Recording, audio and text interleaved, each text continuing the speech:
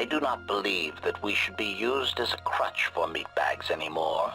We are treated as nothing more than a walking blaster. We are superior, tactically and socially, and it is time we expressed some degree of independence in our actions.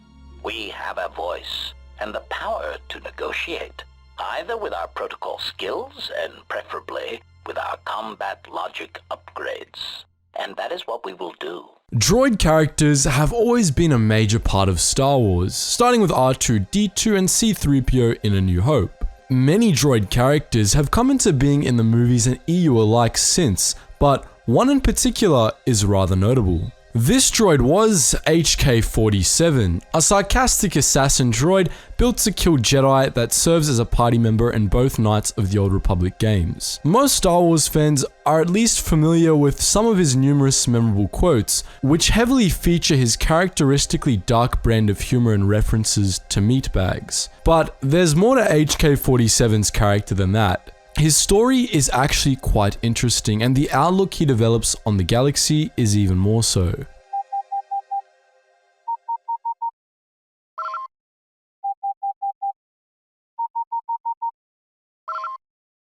Attention, Sergeant on deck!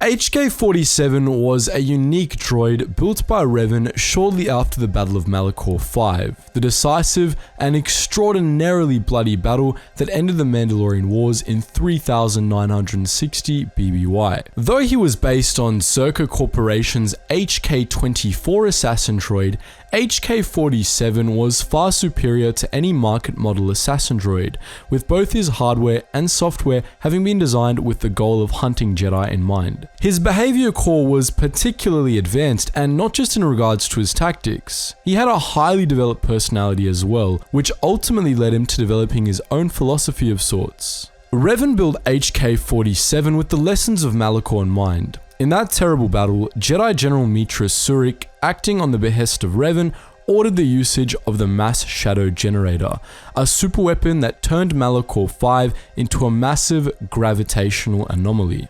The planet itself was devastated, and the vast majority of warships present, Republic and Mandalorian alike, were drawn into the planet and crushed. The sheer horror and carnage of the event turned Malachor itself into a wound in the Force and led Mitra Surik to sever her connection to the Force altogether. After Malachor, Revan and Malak, his right-hand man, left the known galaxy, fell to the dark side, and declared themselves the new Dark Lords of the Sith. The newly anointed Darth Revan began plotting the conquest of the Republic, and in light of Malachor, recognized that more subtle methods than superweapons were necessary for his purposes. And so, he built HK-47, a droid who he intended to be used to assassinate problematic figures that he needed removed.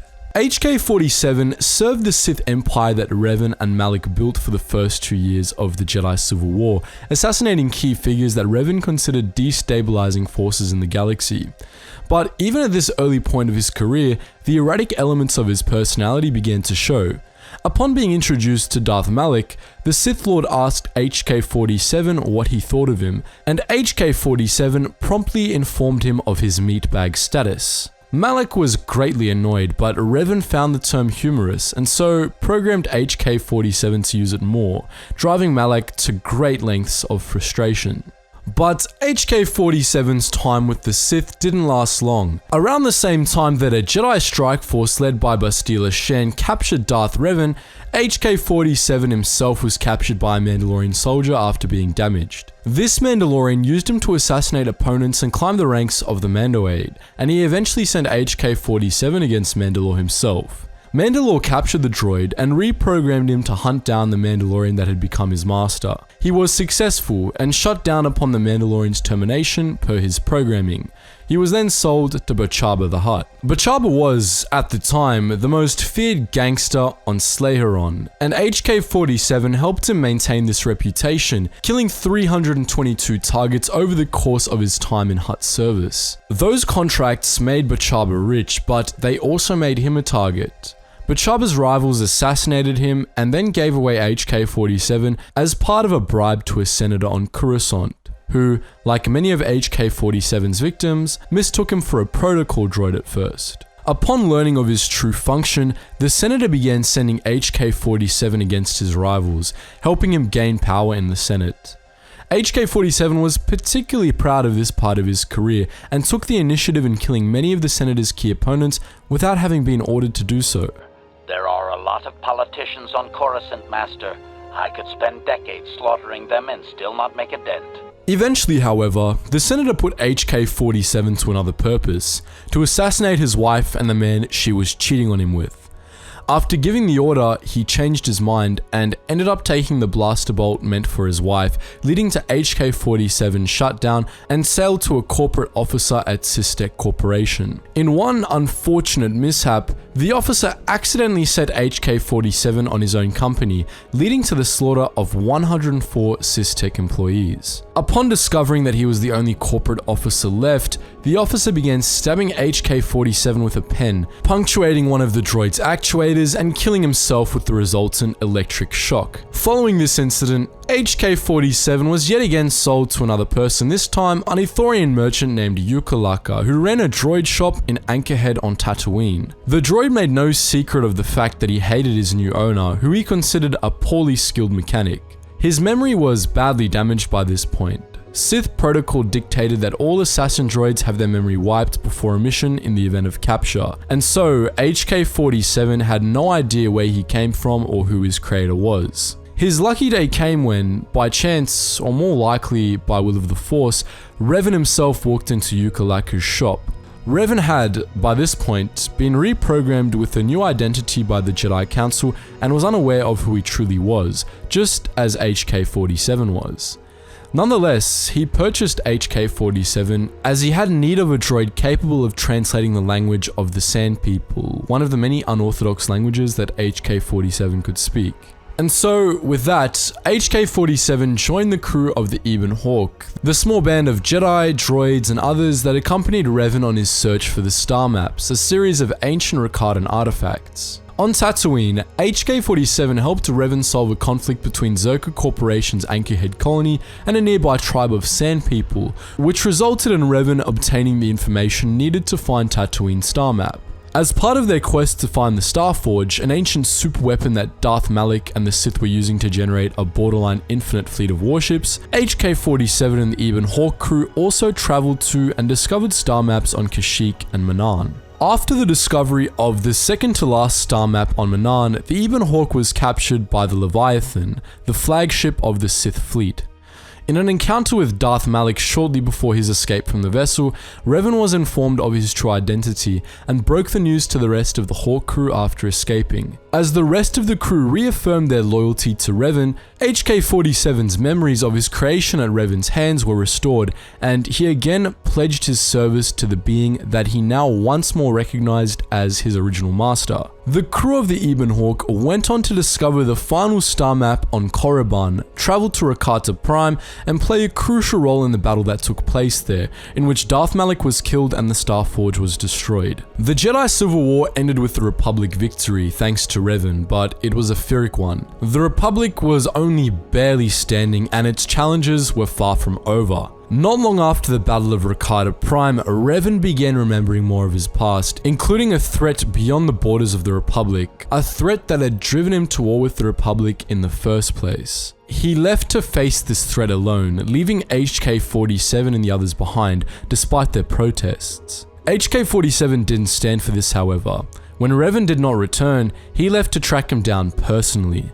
Along the way, he was severely damaged, and one of Revan's other droids, T3M4, ended up recovering his remains and partially resembling him. HK-47 was later completely rebuilt and reactivated by Mitra Surik, the Jedi Exile, at the end of the Dark Wars in 3951 BBY. By this point, the Republic was on the verge of collapse due to internal pressures, and the Jedi had been almost completely wiped out by the Sith Triumvirate and their Order of Assassins. Surik was seeking out the last of the known Jedi Masters, namely Zez Kyle, Kavar, Vruk Lamar, and Lona Vash, and HK-47 joined her and the rest of the Ebon Hawk's new crew in doing so. It should be noted that, while HK-47 followed Surik's orders, he never respected her as much as he had respected Revan, and seemed compelled to seek out his original master once more. He stuck with Surik mostly because of the HK-50s, a line of assassin droids based on his schematics that were hunting Surik wherever she traveled. HK-47 was infuriated upon learning of the knockoff droids, who he considered substandard clones that only corroded his good name.